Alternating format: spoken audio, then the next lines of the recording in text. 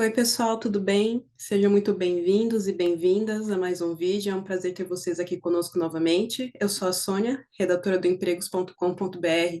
Hoje nós vamos continuar nossa conversa sobre a dificuldade de inclusão de pessoas trans no mercado de trabalho. Só que agora o foco é falar justamente do papel do RH na inclusão dessas pessoas para conseguir um emprego. Hoje nós convidamos a Ana Lu, profissional aí que atua como analista de pessoas e cultura, também já trabalhei com foco em diversidade e inclusão. Tudo bem, Ana Lu? Tudo ótimo. Prazer, eu sou Ana Lu, atualmente atuo aí com pessoas e cultura. Também sou uma mulher trans. Em todas as oportunidades que eu tenho, eu sempre reforço esse ponto, em especial nessa conversa.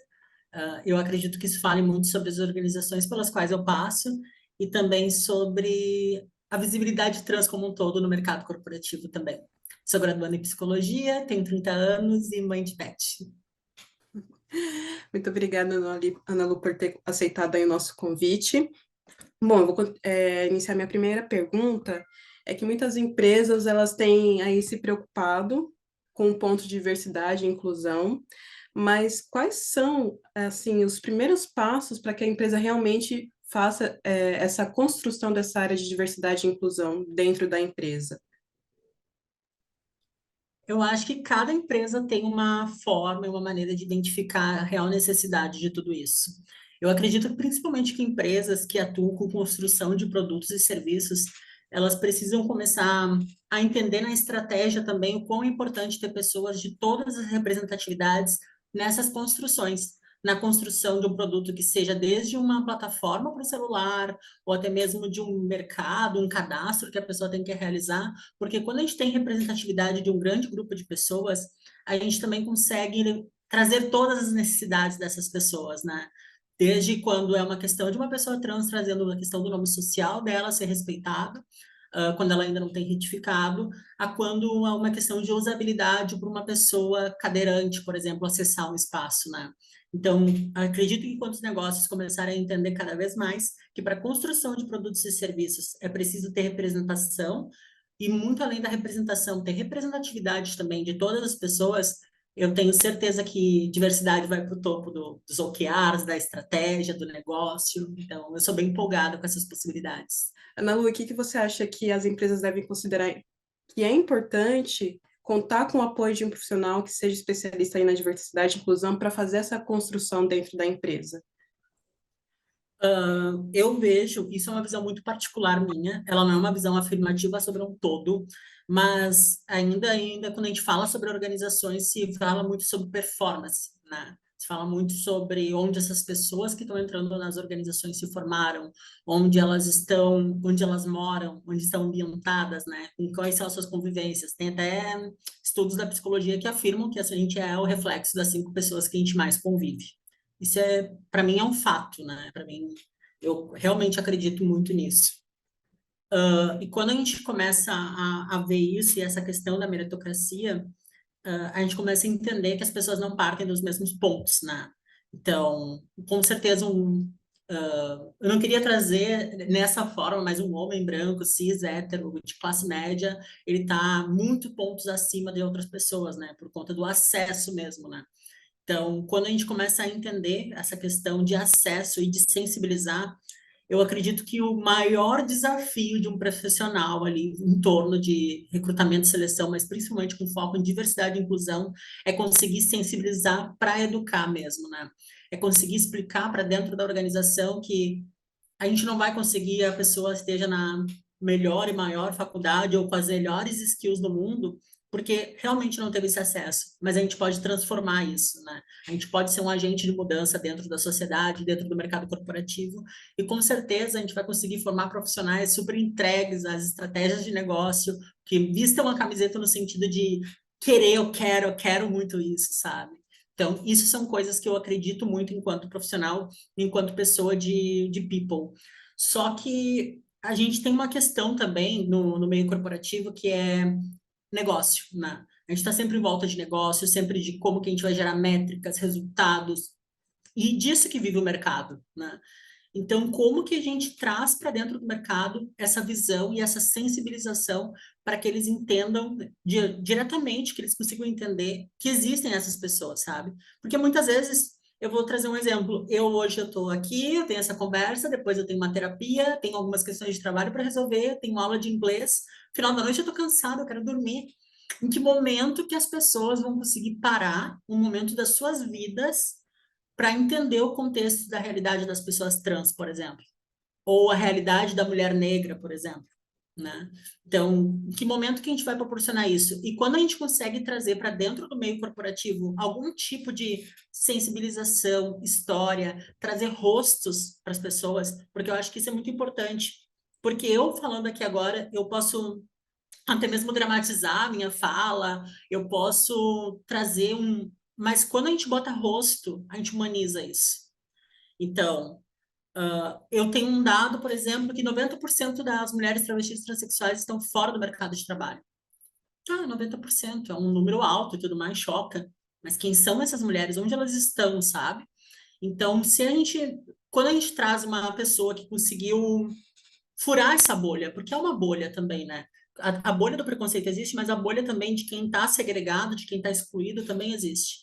E quando algumas pessoas conseguem perfurar essa bolha e conseguem mostrar que essa realidade também existe, a gente traz um momento de reflexão para essas pessoas.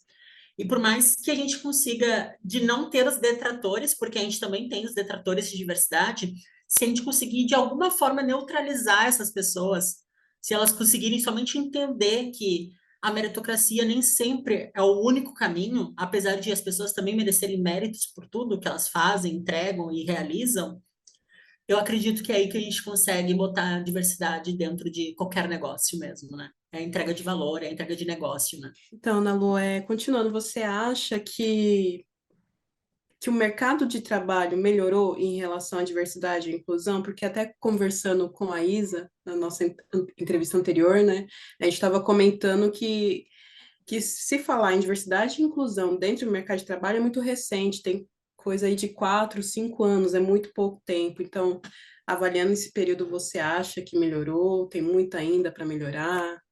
Quais foram as mudanças, principais mudanças? Eu posso falar muito sobre o mercado de tecnologia, né? Que é o mercado que eu mais atuo. Hoje, o mercado de tecnologia tem uma alta demanda de profissionais, né? Então, principalmente de profissionais qualificados, né? No sentido de qualificados de senioridade mesmo, né? De já terem tempo de mercado e tudo mais. E essas pessoas, algumas dessas pessoas, e muitas, elas já não querem estar num lugar em que não tem um propósito. As pessoas começaram a entender de propósito, né? Começaram a olhar para sua carreira e falar: o que que eu faço que gera lucro, que gera dinheiro para mim cuidar da minha família, cuidar do meu bem-estar, ter uma vida saudável, poder fazer uma cirurgia caso necessária, ter acesso a um plano de saúde, ou se eu quiser ir morar no exterior ou viajar e conhecer o exterior, seja importante, mas em que momento eu estou impactando o mundo de alguma forma, sabe? O que que eu estou fazendo dentro da construção do meu produto e serviço para impactar o mundo? Então, eu vi muito esse movimento acontecer dentro do mercado.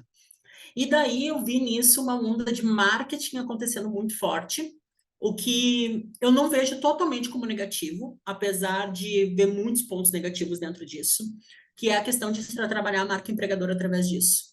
Porque quando a gente vai comprar uma empresa, né, a gente vai entrevistar uma empresa também, a gente quer saber qual é a preocupação e a responsabilidade social dessa organização, né? O que essa organização está fazendo? Como que está sendo a distribuição de lideranças nesse lugar? E tem diversas formas de a gente identificar isso, né? Tanto pelos sites e tudo mais, onde os próprios ex-colaboradores e colaboradores trazem esses insumos, né? Então, é uma pauta muito recente.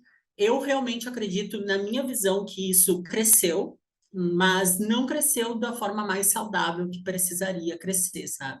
Acho que a gente está muito distante de mudar o mundo, mas eu também estou confiante de que a gente tem boas pessoas aí sensibilizando, educando, participando, motivando. E isso é o que me deixa mais tranquila mesmo, até mesmo para mim cuidar da minha própria carreira, sabe?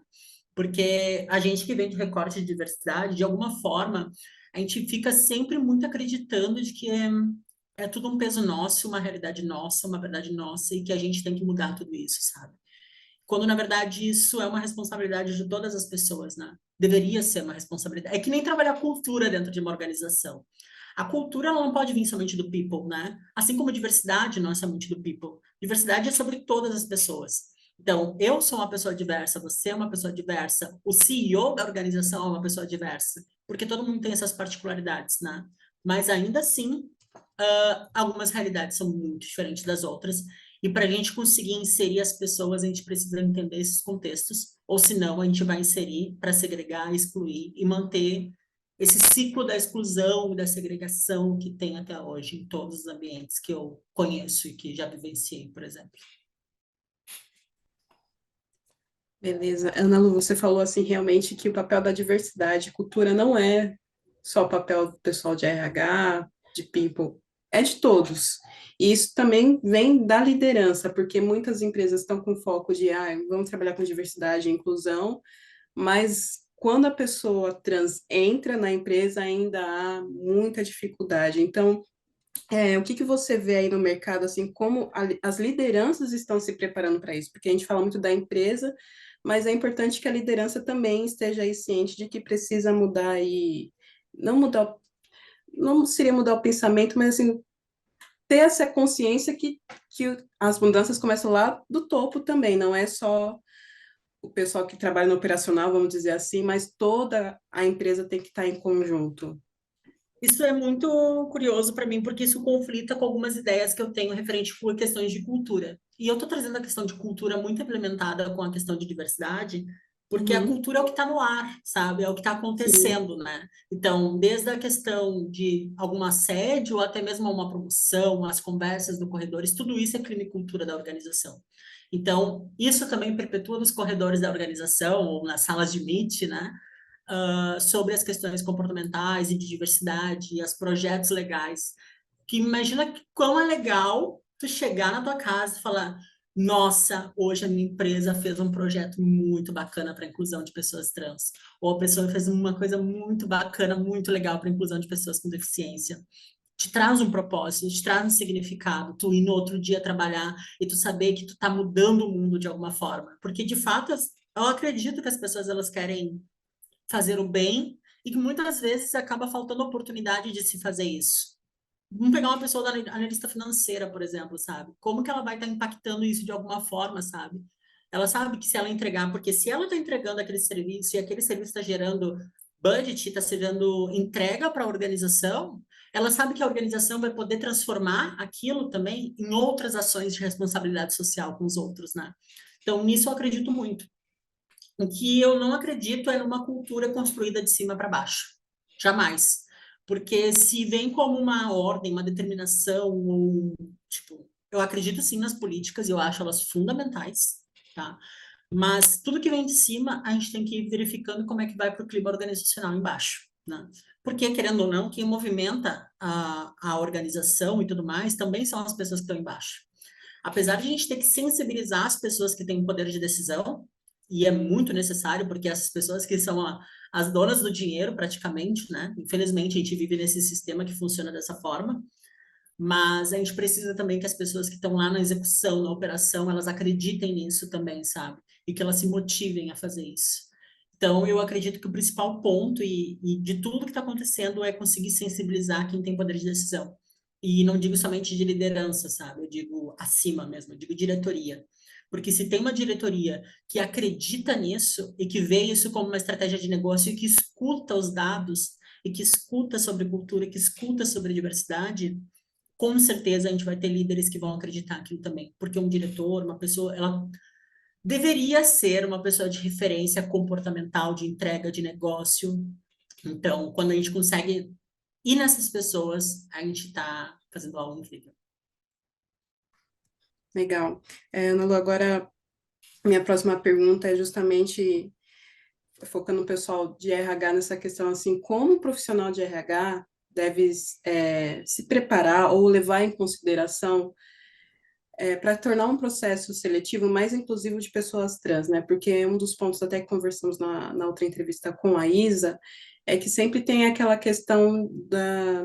Existe o preconceito, né? Existe o preconceito e até, às vezes, alguns comentários que, às vezes, a pessoa nem sabe, por falta de conhecimento ou realmente por preconceito e acaba ali dificultando realmente a inserção da pessoa no mercado de trabalho. Então, se a empresa tem essa visão de vamos trabalhar com diversidade e inclusão, como um profissional de RH deve se preparar nessa hora para tornar esse processo mais inclusivo?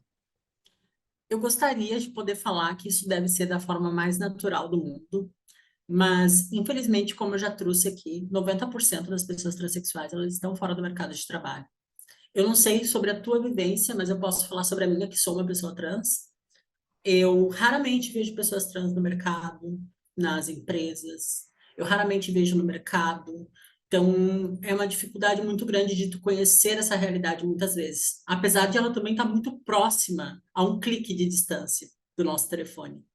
Só que como não é da nossa vida, aquilo que a gente não vê é esquecida, não é lembrado, sabe? Não tem criação de memória, sabe? Não tem por que a gente pesquisar aquele tema, e estou falando isso muito na pessoa que não convive com pessoas trans, tá? Não tem por que essas pessoas olharem para esse tema se elas não convivem com isso, né? Então, a partir do momento que uma organização ela está disposta a receber pessoas trans, ela precisa de letramento. Ela precisa de pesquisar sobre, ela precisa fazer benchmarking, ela precisa escutar pessoas trans, ela precisa escutar pessoas que já trabalharam com pessoas trans para saber como lidar com a situação, no geral, sabe? Porque não que pessoas trans, qualquer recorte de diversidade é solução, não deve ser jamais tratado como problema. Então, esse letramento, essa educação que a gente fala, é entender o básico e o beabá sobre essas pessoas, sabe? Então, a partir do momento que a gente tem pessoas de people que realmente cuidem de pessoas, porque pessoas trans também são pessoas, a gente está completamente ciente de que é possível se fazer isso, e isso é muito simples de se conseguir. É distante, porque a gente não convive muitas vezes, mas é simples porque está aqui, sabe? Então, a informação está a um clique de distância. Então, pode ser chamando uma pessoa para palestrar na tua organização, para fazer uma sensibilização, pode ser através de ler um artigo ou entrar na ANTRA mesmo, que é a Associação Nacional de Travestis e Transsexuais, tu vai ter acesso a todas essas informações. Ou seguir influenciadores, ouvir podcasts e tudo mais. Tem várias formas de a gente se desenvolver, entender e trabalhar com a diversidade. Eu acredito que as pessoas que trabalham com seleção de pessoas, atração, inclusão, no geral, elas deveriam entender um pouco de cada recorte. Claro que eu não sei se precisar, não sei se poderia ser com tanto aprofundamento, mas entender a realidade das pessoas com deficiência, entender a realidade da mulher preta no Brasil, entender a realidade das pessoas pretas no Brasil, entender a realidade das pessoas trans, né? E a partir desse momento, para que quando for fazer uma vaga, uma ação afirmativa, ou mesmo abrir uma oportunidade em que esteja aberta para realmente todas as pessoas possam ser avaliadas de forma individual também, sabe? Mediante suas competências e mediante suas questões comportamentais, mediante suas skills mesmo, né? Eu acho que assim a gente consegue fazer muita coisa, sabe? Mas também é uma pauta muito nova, sabe? E isso que eu tô falando aqui, dentro de 3 meses pode estar defasado, porque pode surgir uma estratégia super inovadora em que otimize tudo isso. Mas acredito também que se a empresa consegue botar uma profissional trans, eu acredito que transforma tudo. Eu realmente acredito nisso, sabe? Eu encho a boca para falar mesmo, porque eu realmente acredito. E sobre ainda falando sobre essa questão de inclusão de pessoas e tudo mais, eu Uhum. acho que o papel, infelizmente, eu não vejo isso em todos os lugares, mas eu vejo que pessoas, eu trato como pessoas de cultura, mas eu vou citar RH também. Eu não gosto muito do termo RH, porque RH vem de recursos humanos e eu não acredito que as pessoas são recursos, eu acredito que as pessoas são pessoas e devem ser tratadas Sim. como pessoas. Eu acredito muito e demais mesmo que o time de people, time de pessoas, ele tem que ser um dos mais estratégicos na diretoria mesmo, sabe? A gente tem que ter essa representação lá dentro para fazer sensibilização, para entender, para levar contexto de pessoas, para falar de cultura, para falar de clima, para falar como as decisões de negócio impactam na cultura organizacional, sabe? Então, a partir do momento que a gente consegue ter um papel estratégico nisso tudo, tudo se facilita, tudo fica mais transparente, até mesmo para fazer uma ação que seja afirmativa.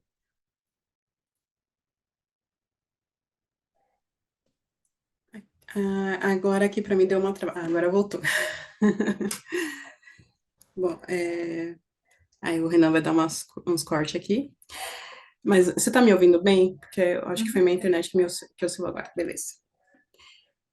Então, a minha próxima pergunta, Nalu, agora já é focada, assim, na questão de dicas, porque a gente temos muitos candidatos, pessoas que estão procurando emprego, que acessam o site, assistem os vídeos. Então, qual que são as suas orientações ou dicas, podemos dizer assim, para as pessoas trans que estão buscando assim uma oportunidade de trabalho, mas não sabem nem por onde começar, né? Porque muitas pessoas acreditam que realmente não tem oportunidade. A gente sabe que agora o mercado está abrindo as possibilidades, ainda não é um cenário ideal, mas existem, mas muitas pessoas não sabem como começar por falta de escolaridade, capacitação. Então, quais são as principais dicas que você poderia dar para essas pessoas?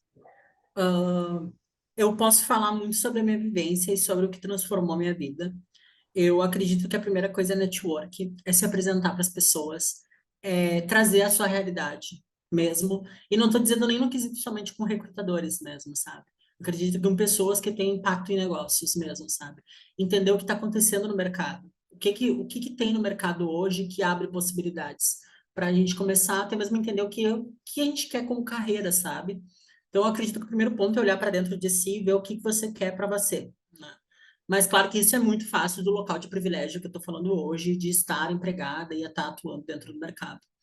Outro ponto para mim que é fundamental é o LinkedIn. Eu acredito numa potência que o LinkedIn tem no sentido de engajamento, no sentido de encontrar pessoas, fazer network, trazer informação.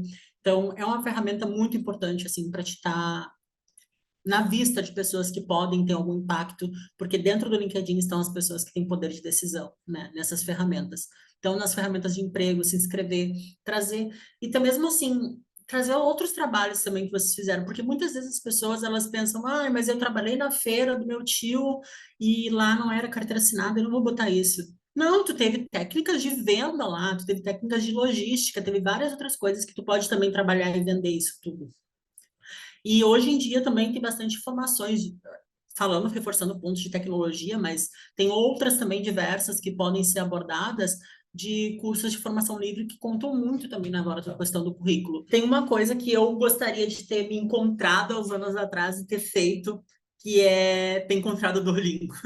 O Duolingo, línguas é uma coisa que transforma a vida, abre muitas portas, muitas portas. Eu queria ter encontrado o Duolingo antes. Eu queria que alguém tivesse dito para mim, e não falo somente do Duolingo, mas eu queria que alguém tivesse me dito a importância que é saber uma língua estrangeira e o quanto isso pode abrir portas. Então, eu acredito sim que a gente tem que pegar um emprego para que a gente possa se sustentar e não abro, não gostaria, me equivoquei agora. E não importa se esse emprego de alguma forma é uma mão de obra subutilizada, não acredito que muitas vezes, caramba, a gente tem que comer, a gente sabe disso. Então, tudo bem se agora, nesse momento, você vai pegar um emprego que seja mais subutilizado, que você vai fazer e tudo mais. Mas ainda assim, olhe para o seu futuro e imagine onde você quer estar, sabe? Porque uma vida sem planejamento acaba que não acontece mesmo, né? Então, olhe as estratégias, pensa no que você gosta de fazer para você estar fazendo isso no futuro, sabe? Antes de me tornar head de pessoas agora, eu fui cuidadora de idosos, então trabalhei com telemarketing, as remunerações eram bem inferiores, e o meu principal cuidado é, tipo, o que eu quero para o meu futuro, sabe? E eu sempre fiquei muito nisso, sabe? De olhar para esse futuro que eu tanto almejava, tanto esperava, e eu acredito que funciona. Eu não sei se é para todas as pessoas que funciona. Eu acredito que cada pessoa tem uma realidade, uma particularidade. Eu não tenho como falar para uma pessoa, ah, você tem que estudar, quando a pessoa está preocupada se está caindo água dentro da casa dela. Varia muito da empatia mesmo, de entender que as realidades são diferentes realmente uma das outras, sabe? Mas se você que está ouvindo essa entrevista tem a oportunidade de fazer as formações livres que tem na internet, ou se quiser me procurar ali no LinkedIn, Ana Lu, eu mesmo faço uma barra de cursos ali para a pessoa, até ajudo com o LinkedIn se precisar, gratuitamente para as pessoas trans, sem problema nenhum. Mas eu acredito realmente que tem forma, sabe? Mas a gente tem que ter o dobro de persistência, resiliência do que outras pessoas, isso é verdade. Não é fácil muitas vezes, mas há possibilidades. Existe, tem como. Bom, Ana Lu, quero te agradecer por ter aceitado o nosso convite aí, por ter participado da nossa entrevista. É muito importante a gente ter essa conversa, trazer esses temas. E quero te agradecer pelos insights, pela conversa. Quer deixar uma mensagem para os nossos telespectadores. Eu que agradeço. Eu jamais imaginei estar nessa posição, se fosse há 2 anos atrás, de estar podendo falar e trazer pautas sobre, principalmente sobre visibilidade trans e sobre pessoas trans. Queria deixar uma mensagem para as pessoas que têm poder de decisão, que acessam essa plataforma, que quando a gente dá oportunidade para pessoas trans e para pessoas que vêm de alguma forma de algum recorte de diversidade que ainda está muito subrepresentado dentro do mercado, a gente aumenta a probabilidade de vida dessas pessoas. A gente abre oportunidades para que elas vivam e consigam construir suas famílias e comprar seus lares e estarem seguras. E eu acho que não é diferente nem fora da realidade de que qualquer outra pessoa quer, né? Que é conseguir ter, além da sua alimentação, ter também uma carreira, sabe? Realizar seus sonhos. Então, se você que tem poder de decisão estiver assistindo isso, saiba que tem muitas, muitas pessoas aí só esperando uma oportunidade para agarrar e fazer as coisas realmente acontecerem. E a gente pode, eu acho, acredito que eu acredito não, eu tenho certeza, o Brasil ele ainda é o campeão no ranking de assassinatos de pessoas trans. E se as organizações se sensibilizarem a ponto de começar a promover a inclusão desse recorte de diversidade, com certeza a gente vai gerar um impacto também nesses números. Então, eu tenho certeza que a gente pode, de alguma forma, mudar o mundo. E eu acho que é agora, é nós. Conto com vocês. É isso aí, muito obrigada, Ana Lu. Até a próxima. Beijo, tchau, tchau.